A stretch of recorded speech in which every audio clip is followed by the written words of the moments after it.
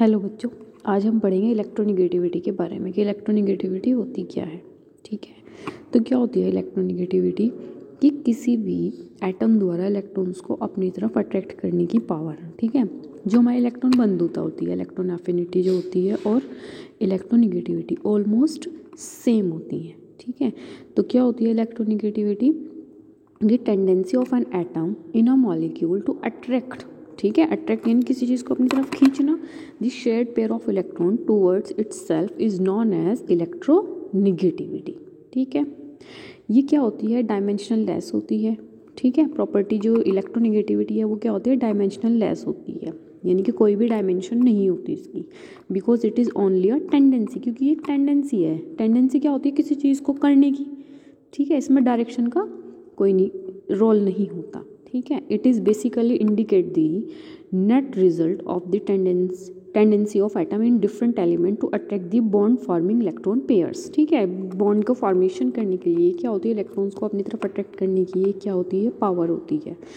Okay, तो we measure electronegativity on several scales. The most commonly used scale was design by, जो मेन मतलब एक तरह से इलेक्ट्रोनेगेटिविटी पे वर्क किया हुआ है वो किसने किया हुआ है? पाउली ने किया हुआ है। According to this scale fluorine, ठीक है, जो फ्लोरीन होती है पूरी जो पीरियोडिक टेबल है उसमें हाईली इलेक्ट्रोनेगेटिव एटम है। ठीक है, तो जो इलेक्ट्रोनेगेटिविटी एलिमेंट सबसे ज़्यादा फ्लोरीन है।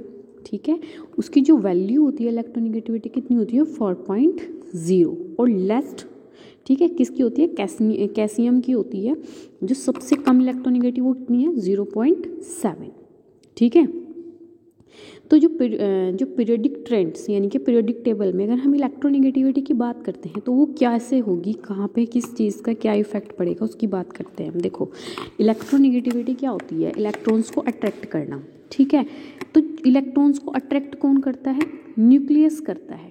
ठीक है, जो हमारी एटम की स्ट्रक्चर ऐसे होती है, यहाँ पे इलेक्ट्रॉन्स होते हैं, तो इलेक्ट्रॉन्स को जो अट्रैक्ट करता है वो कौन करता है? न्यूक्लियस करता है। न्यूक्लियस क्यों करेगा? क्योंकि वो इलेक्ट्रोपॉजिटिव है। इलेक्ट्रॉन को इलेक्ट्रॉन अट्रैक्ट नहीं करेगा। जैसे यहाँ कोई इलेक्ट्रॉन आएगा, इलेक्ट्रॉन में क्या होगा? रिपल्शन होगा, और रिपल्शन होने की वजह से इलेक्ट्रॉन यहाँ पर ऐड नहीं हो पाएगा और ये एटम इलेक्ट्रॉन को अट्रैक्ट नहीं कर पाएगा। ठीक है, तो जो अट्रैक्ट करता है वो कौन करता है? न्यूक्लियस करता है। क्यों करता है? क्योंकि वहाँ पे प्रोटॉन होते हैं। प्रोटॉन पे क्या होता है? पॉजिटिव चार्ज होता है।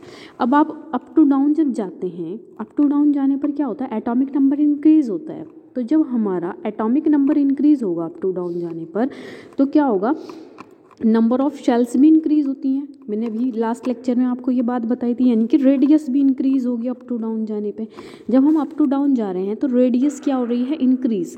और जब रेडियस इंक्रीज हो जाएगी तो इलेक्ट्रॉन को अट्रैक्ट करने की पावर जो है न्यूक्लियस की वो क्या हो जाएगी? कम हो जाएगी।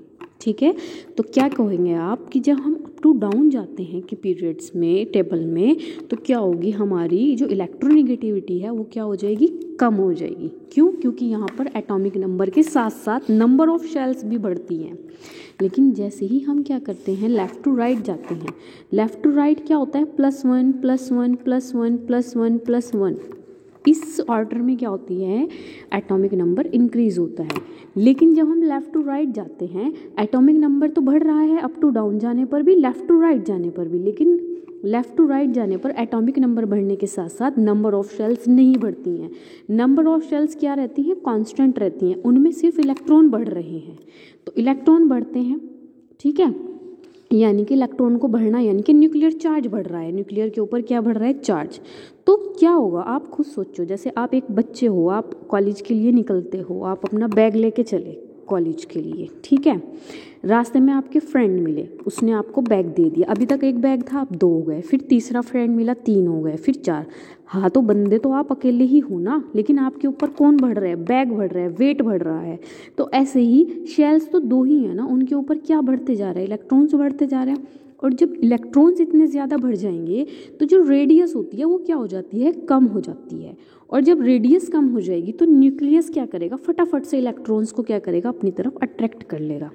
ठीक है, तो जो हम जब लेफ़्ट टू राइट जाएंगे, न्यूक्लियर चार्ज बढ़ने की वजह से अट्रैक्शन ऑफ इलेक्ट्रॉन को अट्रैक्ट करने की पावर भी क्या हो जाती है? इंक्रीज हो जाती है। और वो इजीली क्या करते हैं? इलेक्ट्रॉन को अट्रैक्ट करते हैं। ठीक है, अप टू डाउन जाने पे क्या होता है? नंबर ऑफ शेल्स बढ़ती हैं, यानी कि आप क्लास के जितने भी स्टूडेंट हैं सब अपने अपने अलग अलग अपने अपने बैग्स लेके आ रहे हैं, ठीक है। तो किसी पे कोई प्रेशर नहीं है, तो क्या हो रही क्लास में आपके ऊपर कोई वेट नहीं बढ़ रहा है।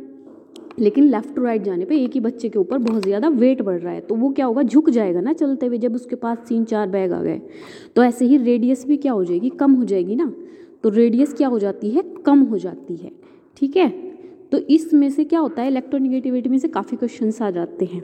आपसे क्या करेंगे, कुछ एटम्स दे देंगे, कहेंगे कि आप इनमें क्या बताइए, इलेक्ट्रोनेगेटिविटी के ऑर्डर में लिखिए इनको, ठीक है। तो किसी के ऊपर जितना ज़्यादा निगेटिव चार्ज है, ठीक है, उसने उतने ही ज़्यादा इलेक्ट्रॉन्स को लिया हुआ है, और जितने ज़्यादा इलेक्ट्रॉन लिए हुए हैं उतना ही ज़्यादा उसका साइज़ हो जाएगा। समझ रहे हैं आप मेरी बात। तो इस तरीके से ऑर्डर्स आपसे पूछ लिए जाएंगे। आप क्वेश्चंस इसके मैं नेक्स्ट लेक्चर में डाल दूंगी, आप क्वेश्चंस भी करके देखना इसके, ठीक है। और इसको अच्छे से प्रिपेयर कीजिएगा आप।